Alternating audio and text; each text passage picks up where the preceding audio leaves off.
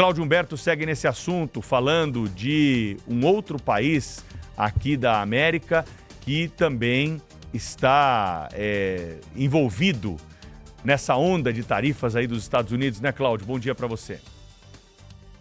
Olá, Pedro Campos, muito bom dia. Lembrando que o embaixador Mauro Vieira, que é o ministro das Relações Exteriores, foi impedido de adotar qualquer iniciativa de negociação, impedido pelo presidente Lula, conforme informação do próprio Itamaraty, que eu trouxe aqui na semana passada. O presidente Lula ficou tão encantado com a possibilidade de tirar proveito político e eleitoral desse embate com o Trump malvadão, que fez com que o Brasil simplesmente não se interessasse em abrir um processo de negociação.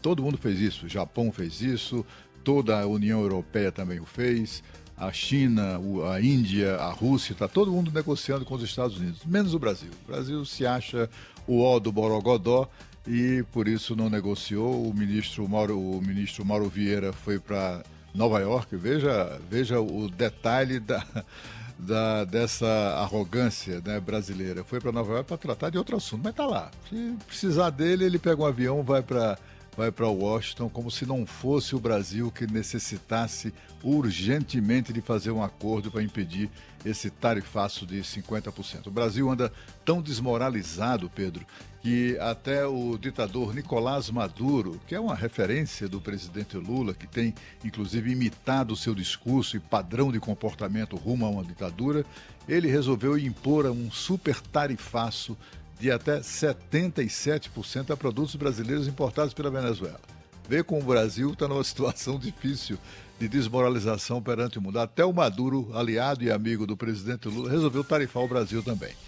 No Itamaraty, diplomatas mais experientes avaliam que na cabeça labiríntica do tirano, ao prejudicar produtores e exportadores brasileiros, portanto, capitalistas, que correm inclusive muitos riscos, exportando, entregando seus produtos com grande risco de calote do ditador, e com isso, ajudando o Lula a prejudicar os produtores, Maduro, estaria ajudando o Lula também na sua imaginária revolução socialista, que começaria pela destruição do setor produtivo.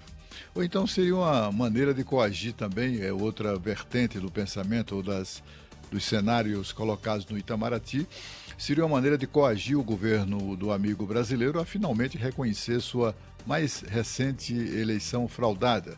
E ele quer que o presidente Lula diga publicamente que a eleição não foi fraudada, enfim, que minta. Bom, o curioso será observar, ou está sendo observar, o silêncio do presidente Lula em relação a esse super tarifaço. 77% é muito mais do que os 50% do presidente Trump. É claro que as duas economias têm pesos diferentes, mas de qualquer maneira é um indicador de que o governo brasileiro, de fato, está muito mal no contexto internacional, né? O presidente Lula não reagiu, mas também, se o fizer, não dirá em relação ao amigo dileto e referência Nicolás Maduro, não fará os mesmos insultos que fez ao presidente norte-americano. O super tarifaço de Nicolás Maduro ignora um acordo comercial bilateral entre os dois países de 2014. Esse acordo estabelece isenção de tarifas e nem sequer foi comunicado o tarifaço, o super tarifaço, nem sequer foi comunicado oficialmente ao governo brasileiro. Simplesmente a Venezuela deixou de reconhecer os tais certificados de origem que atestam se o produto é brasileiro para ganhar isenção. Deixou de reconhecer, deixou de receber e, com isso, as tarifas aumentaram para vários níveis até 77%. Esse super tarifaço do Nicolás Maduro começa em 15% e vai, como eu disse, nessa escalada. Vamos esperar para ver o que é que vai acontecer, mas se o presidente Lula mantiver o mesmo princípio que vem mantendo em não negociar com o governo americano, será que ele vai fazer o mesmo com o governo da Venezuela? Aqui muita gente duvida. Agora nós vamos a Paris com Sônia Blota.